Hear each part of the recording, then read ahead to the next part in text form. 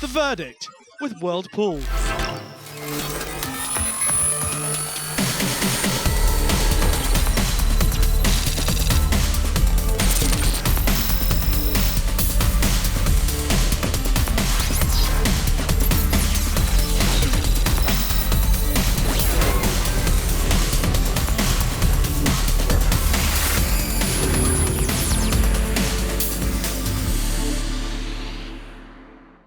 Hi there everybody, welcome to this week's edition of The Verdict, in which we are going to concentrate on what happened at Newmarket at the Betfred Guineas Festival, but we'll also pay a visit to Goodwood for one outstanding performance from a Rafe Beckett colt. More of that anon, but we will start with Newmarket on Friday. These are the winners and times on day one, where the going was described as good. Alpine Trail started off what was going to be a very good weekend for Godolphin. Cosmic Year, a fast time in winning the 220. Fort George, the 255. Misinformation, won in a good time as well. Bellum Justin for Andrew Balding, who continues in tremendous form. And Circa won the last under Ryan Moore. Let's have a look at the Race IQ Time Index for Newmarket on day one. The meeting average was 5. And you can see that we had a couple of really good times. The third race, the 220, was Cosmic Year over 7 furlongs, 6.7, best time on the card. And the mile race after that, a 5.8, both of them above the meeting average. So let's have a look at Cosmic Year then. This is a very fast horse, and he won what was the King Charles II Stakes, a listed race over 7 furlongs. Important to bear that in mind, I think, when thinking about the future as far as he's concerned. Let's have a look at this race from the start. He came out of stall number 3, and he's very quickly into stride. He beat Marvel Man from 2, and Diego Ventura came from stall number 10. And you can see from the data on the top left-hand side of your screen how quickly he was into stride, 2.37 seconds to get to 20 miles an hour, the fastest in the field.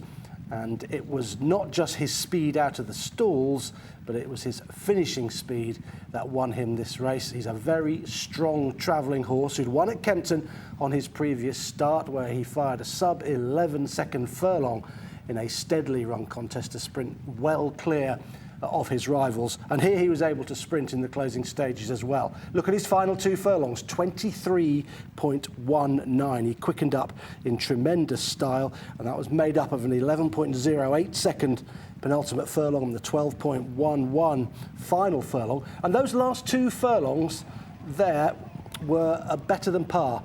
Better than the Race IQ sectional par for the final 2 furlongs of a 7 furlong contest of this standard at Newmarket. And no other horse bettered par through any part of the race than him.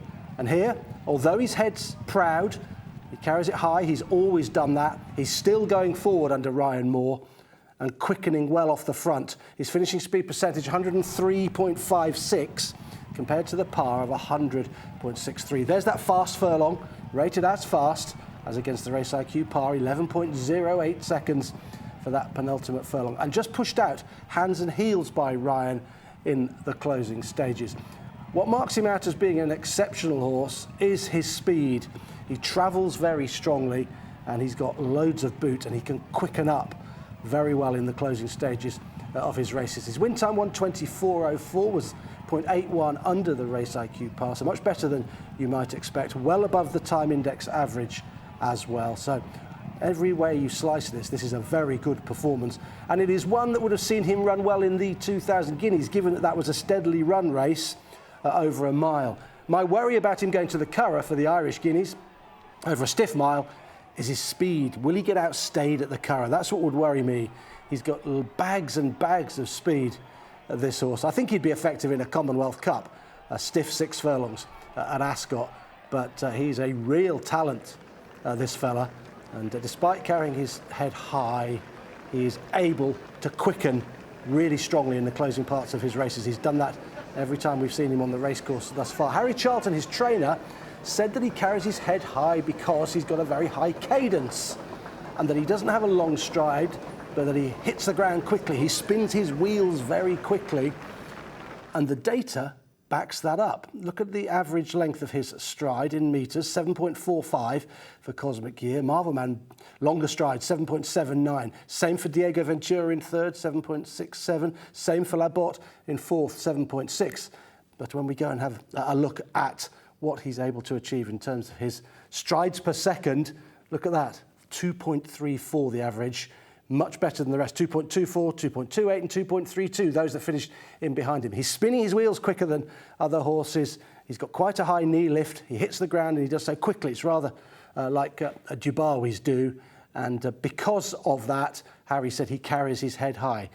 With the data, we can't tell why he carries his head high, but we can tell you that he has got a very high cadence, a shortest stride length, high cadence, which enables him to quicken up really well. And he's bound for the Curragh.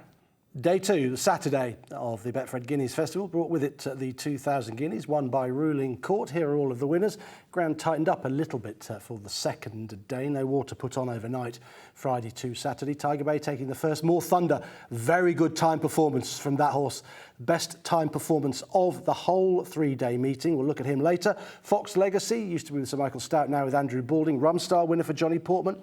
Then Ruling Court in the Guineas. El Cordoba, a quick-fire double for Charlie Appleby and William Buick. Invictus Gold, Silver Ghost and Great Chieftain rounding off the 9-race card at Newmarket on Saturday. Let's have a look at the Race IQ time index here. Now, Ruling Court is the fifth race there, over a mile, and he's under the meeting average. The meeting average of 6.8, but courtesy of a falsely run 2,000 guineas, he has got 5.2 as his mark out of 10. The best time there is a race that we will have a look at, More Thunder, who got a Race IQ index of 9. That to come, but first of all, the 2,000 guineas. Yeah, this is an interesting race to analyse in terms of the data.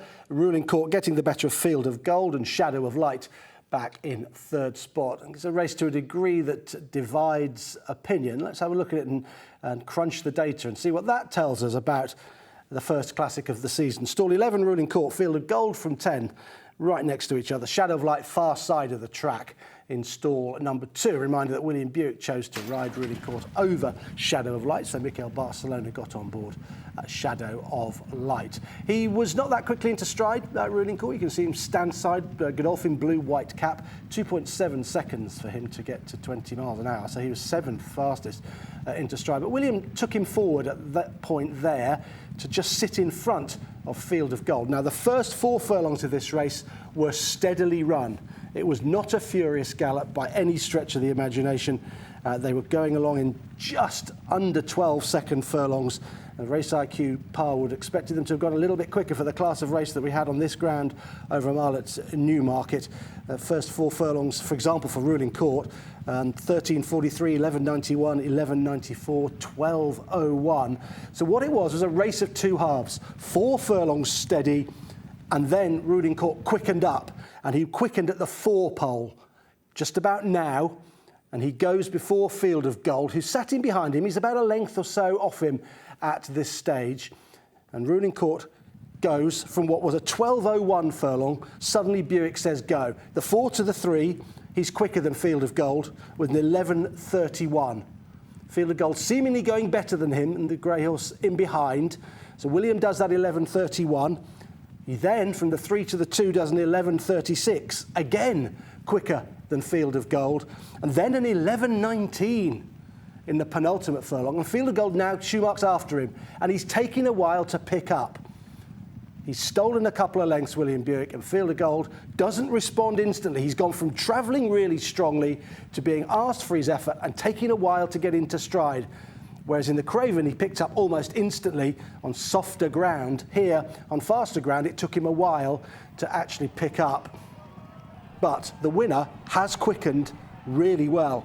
His 4th last furlong, 3rd last and 2nd last, they're all quicker than the Race IQ par. They're all rated as fast, and his final furlong of 12.13 rated as very fast. Now, Field of Gold was quicker through one of those final 4 furlongs, just one, and that was the final furlong, 11.92 against a 12.13. But he just took a while to pick up, and maybe that cost him the race. But I think Ruling Court is a really good horse. he was able to quicken up very impressively when he won at Meydan. In his career, he has run a sub-11 second furlong. He did so in the Acomb. Field of Gold in his career has never run a sub-11 second furlong. And we should quickly touch on Shadow of Light. He made a big move into the race, and his penultimate furlong was very quick. Look at that. Shadow of Light, third horse down, 11.04. That was a very fast furlong to try and chase Ruling Court over on the far side. But he didn't go on with it thereafter with a 12.29 final furlong. He didn't quite get home, perhaps used his energy up a bit too soon. Surely he's one for the Commonwealth Cup. If he was to run in that, I think he'd win the Commonwealth Cup at Ascot, Shadow of Light. But here you can see where Ruling Court quickened, where William Buick said go. When it goes from blue to green on that top line is when Buick went, and he stole a little bit of a march on Kieran Schumacher and Fields of Gold, according to the data. But Fields of Gold, it has to be said, took a while to pick up once Kieran asked him. He didn't really respond instantly as he'd done in the Craven, and therefore he couldn't, despite that fast final furlong, catch Ruling Court, who will now head to the Derby. And the question mark remains as to whether he will stay. Well, he is bred to stay. He's by Justify, the sire of City of Troy, out of a High Chaparral mare. High Chaparral winner of the Derby, of course. So there's every chance that he'll get the trip, and it's definitely worth a go, I think, as far as he is concerned. Field of Gold, however, he might be a mile and a quarter horse ultimately in the Eclipse, maybe where he goes after the St James's Palace Stakes. And do not forget Shadow of Light. If one of them is going to win at Royal Ascot, I think it could be him in the Commonwealth Cup. For now, though, this horse is the champion, Ruling Court. OK, let's move on to the best time performance of the meeting, a Race IQ time index of 9 for More Thunder. Second race on Saturday afternoon. Horse who's now with William Haggis, used to be with Sir Michael Stout. William decided that he wanted to try him sprinting, and it worked the oracle when he won on debut for William at Newmarket a few weeks ago. And he backs that up, but with what was a really good performance on Saturday. Let's have a look at it then. Stall 8 for More Thunder. He beats a Ram from 2 and 2 Tribes from 3. Quick word on 2 Tribes. He was the only horse in the race who'd not had a previous run this season. He was coming off a fairly long layoff. So he's one to follow going forward. He ran really well, and the data's very positive about him. He wasn't too quickly away, the winner, More Thunder. He's a late closing sprinter, so it was no problem really. 2.52 seconds to 20 miles an hour, and he sat in 8th spot thereafter. What's really impressive about what he does here is that he is able to chase a strong pace, and despite coming off the bridle perhaps before a few of them, he's rattled home and he's overcome a little bit of trouble in running as well. When he won the Craven meeting, the ground was easier than this, and he sort of travelled a bit better. He was able to lie up with the pace a little bit better than he is here. You can see Tom Arcan very animated on him with the big white face. But what's impressive, in what was an evenly run contest, they went a reasonable gallop out in front. There's plenty of front runners signed on, and they got on with it, is how fast he came home. 22.44, his final couple of furlongs. Here's the trouble he gets, trying to get a run, trying to inch Lethal Levi out the way and get out. Then he gets out, and home he comes with 11.61 final furlong. He's absolutely flown home. That 11.61 rated as fast against the Race IQ par sectionals. This will highlight the trouble he got in running. His penultimate furlong was 10.83. That's his fastest furlong, along with his third furlong. So he can run sub-11s. He is a fast horse. He just needs a strong pace to go at, and he got it here for a finishing speed percentage of 103.9, and now the par is 101.47. So he's come home quicker than par. The runner-up was almost bang on par, and the third, 2 Tribes, who I mentioned in the stalls coming off a layoff, he was quicker than par in that final furlong. 103.38 he came home. He's definitely one for your notebooks, 2 Tribes. He will win races this season. More Thunder, though, is Wokingham bound. He'll get in off 96.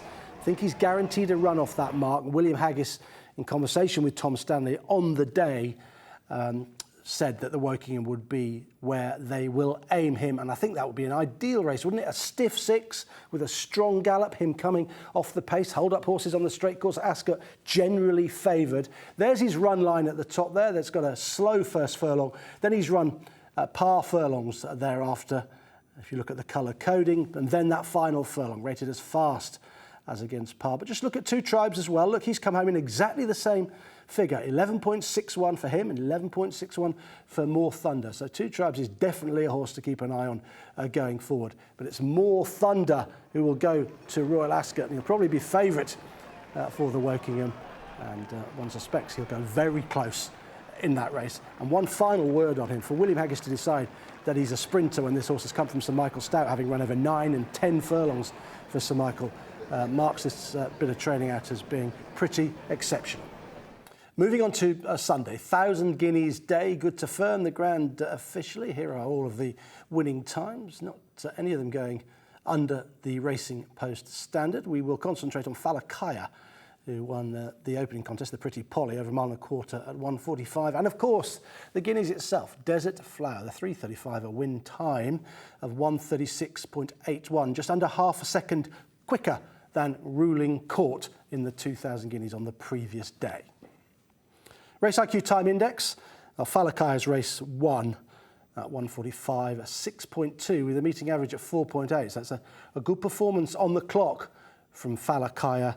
And we've also got Desert Flower, which is the 3:35, the fourth race on the card, 4.8 for Desert Flower. So, okay, bang on average for the day. It was a brilliant ride, though, from William Buick. Absolutely superb ride. It was the ride of the weekend, as far as I'm concerned.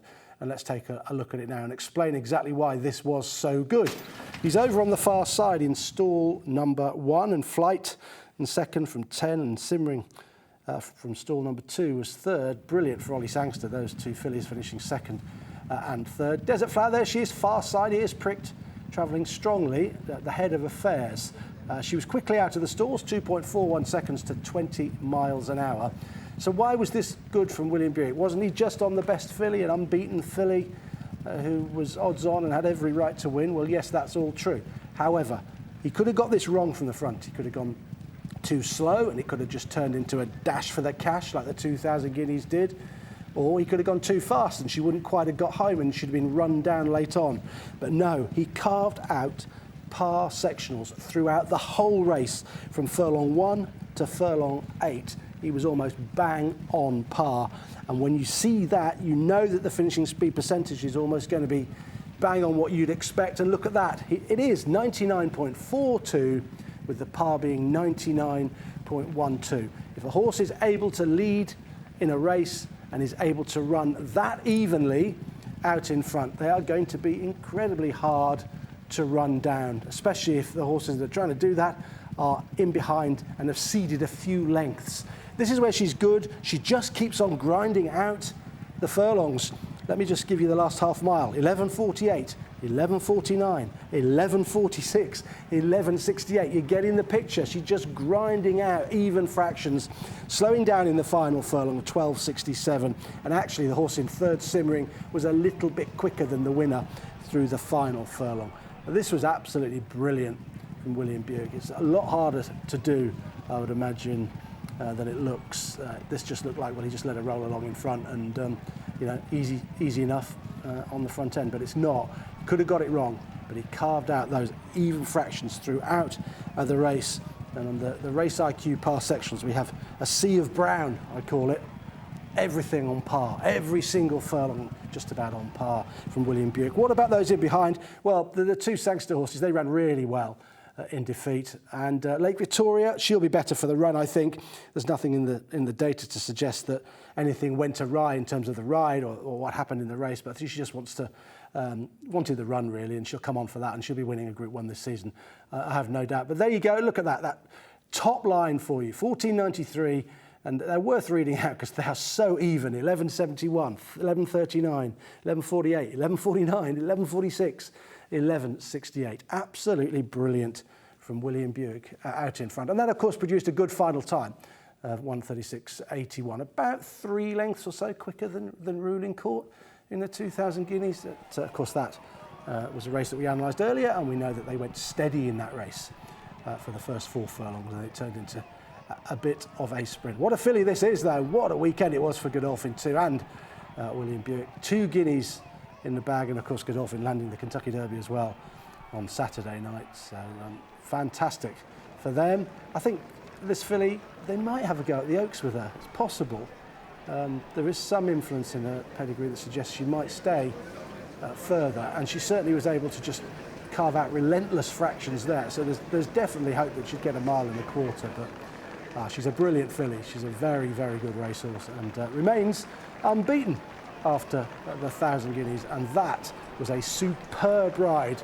You couldn't really tell it by just watching the race. You just think best horse wins from front, but when you look at the data, you see just how good William Buick was. First race on the card on Sunday was the Pretty Polly Stakes, and Falakaya was the winner, producing the best race IQ time index of the day, and it was a tremendously eye-catching performance from her, making every yard of the running. Let's have a look at it and see what she did in terms of the data. Slightly different to Desert Flower, who carved out even fractions throughout. Stall 6 she came from. She beat Life is Beautiful from 5, and Killing Queen came out of stall number 2, and she was quickly into stride. Look at that.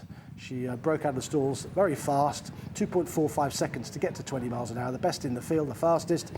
And she dominates this race from the front. Just look at Jim Crowley's body language. He's just leaning against her a bit. She's a bit keen. She wants to go faster. She wears a cross noseband for a reason. She likes to get on with things, and she's just pulling a little bit. He's not really fighting her. He's just letting her stride on. His hand's just about down on her withers. He's just, they're just coming up off her withers a little bit, but he was able to restrain her enough for her to run fairly evenly through this. The second furlong was slow at 12.27 as against the race IQ pars, but thereafter he let her roll along in even fractions. Furlong 4, 11.75, furlong 5, 11.79, furlong 6, 11.7, and furlong 7, interestingly, she quickened quite early on in the race. Remember, this is a 10 furlong race, but she went fast through furlongs 6 and 7. I think Jim thought he'd just let her stride on a bit, and this is where she establishes a lead, a bit of an advantage over the others. She did 11.7 and 11.44, and that just took her a little bit further clear of the field. And thereafter, she gets a little bit slower through the final 3 furlongs than that. But that surge of speed here, where Jim's really just letting her roll now, furlong 6 and 7. Look, he's got them all in trouble in behind. They're all pushing and shoving. She's going well, and that surge of speed's just taken her clear, and they can't reel her in thereafter. She came home, final 3 furlongs, in 36.7. That's not outstanding as against her nearest opponents. Indeed, the 4th horse home was quicker. Sand Gazelle's shade quicker through the final 3 furlongs, and the 2nd and 3rd were finished in almost the same sort of time through the final 3. But damage was done mid-race. That's the point. Finishing speed percentage 100.83. It's not too far off the par of 101.51. So Jim Crowley, he's able to restrain her enough early on. He's then just let her stride on mid-race, established an advantage, and then she's hanging on a little bit in the closing stages. And maybe that's the reason that trainer Owen Burrows is not seriously contemplating the Oaks at Epsom. A stiff 1.5 miles, given her slightly keen-going nature, might not be what she needs. And the Prix Diane is probably the more likely target. I think she'd probably go to the French version over 10 furlongs instead. But she's really talented. She'd been very impressive when she'd won at Wolverhampton on her debut. See her time there of 2 minutes 3.34. It's 0.44 under the race IQ par, best race IQ time index of the day. So whatever way you slice it, this is a really good performance from her. Just look at her individual sectionals. So she's at the stalls in 15.75. That's about 13.75 from a standing start. 12.27. That's where Jim's just tried to restrain her, and she's not gone that hard through that furlong. Then he's let her stride on. 11.93, 11.76. 11.78, 11.67, and he's letting her just roll on there in the 6th furlong, and the 7th, 11.45, and that's where he established that lead. It's furlong 6 and furlong 7, and then she gets progressively slower through the final 3 furlongs, evidencing that in itself that maybe 12 furlongs is not necessarily what she's going to want, but she's very talented, isn't she? I think she'd come back to a mile and be okay, to be honest, given how well she travels in her races. She can quicken, she can fire a fast furlong. 11.44 was pretty quick in that 7th furlong. She hit 39.39 miles an hour, so she's not a slow horse. She could come back to a mile. But I think she's off on her travels, off to France next for the Prix Diane. OK, let's move away from Newmarket now and go to Goodwood on Friday. There was one outstanding time performance that I wanted to have a look at, and it's that of Amilock, and a really nice horse for the future, unbeaten still. Havana Hurricane took the first, 58.91 over the 5 furlongs. Amilock then won the mile contest at 2 o'clock. Rosario, 5 furlong winner, just going under the Racing Post standard. Shahar won the mile-and-a-half race. Chairman of the board, he hasn't won for a while, but he got himself back into the winner's enclosure in the 3:45. Grecian Legacy and Diamond Bay.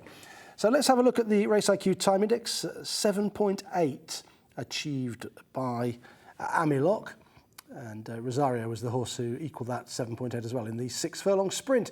But let's have a look at Amilock. This is a really good time. He's unbeaten now in his career. There he is coming from 5. He beats Hawksbill from 6, Noble Champion from 3.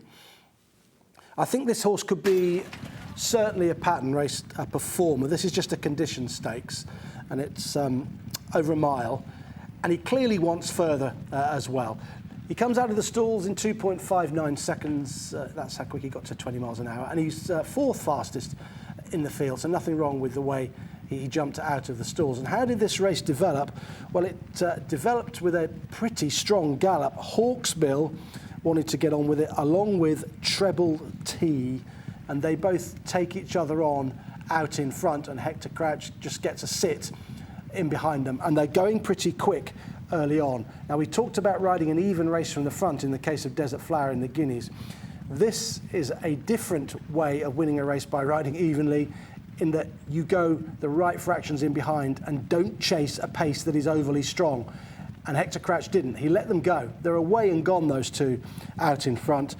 The 3 furlongs that were furlongs 3, 4 and 5 were rated as fast for the leaders as against the Race IQ par. They were going too quickly, and all Hector had to do was get Amilock to come home evenly. And he did that with the final 2 furlongs of 23.72, so just a shade under even 12 seconds for each of those furlongs to give him a finishing speed percentage of 102.78. He's just slightly better than par, and he stays on very strongly. He doesn't really quicken. If you look at his sectionals, he went 11.48, 11.3, 11.35, and then a 12.37.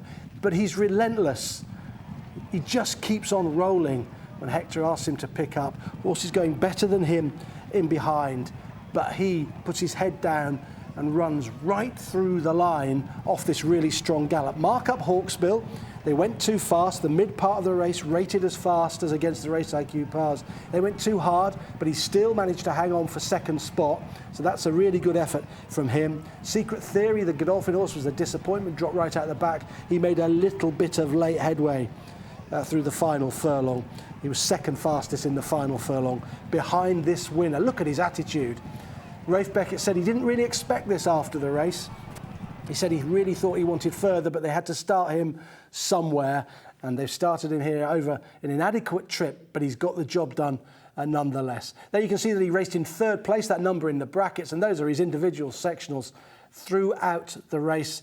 Sat in behind a very strong gallop, nicely rated by Hector Crouch, making a move between the 5 and the 6 to go 11.3, and then back that up with an 11.35, a little bit tired in the final furlong, 12.37 on the back of what was a strong gallop. But he was rather like Desert Flower, rated evenly as well, but sensibly some way off the pace. And this horse has responded by staying on very strongly. He's by postponed. He'll stay 1.5 miles. And I think that a step up in the trip awaits this unbeaten fella. I think there's going to be a lot more to come from him. I can see him winning a group race for sure, not necessarily a Group 1. It's hard to say that at this stage, but he's going to win a group race at some point for the Rafe Beckett team, who've got his horses in really good form. That's it for this week's edition of The Verdict. I hope you enjoyed looking back at the Betfred Guineas Festival. Lots to enjoy there. And the ride on Field of Gold and Ruling Court will divide opinion, but the data is sure that they're both 2 very good horses. I'll see you next week.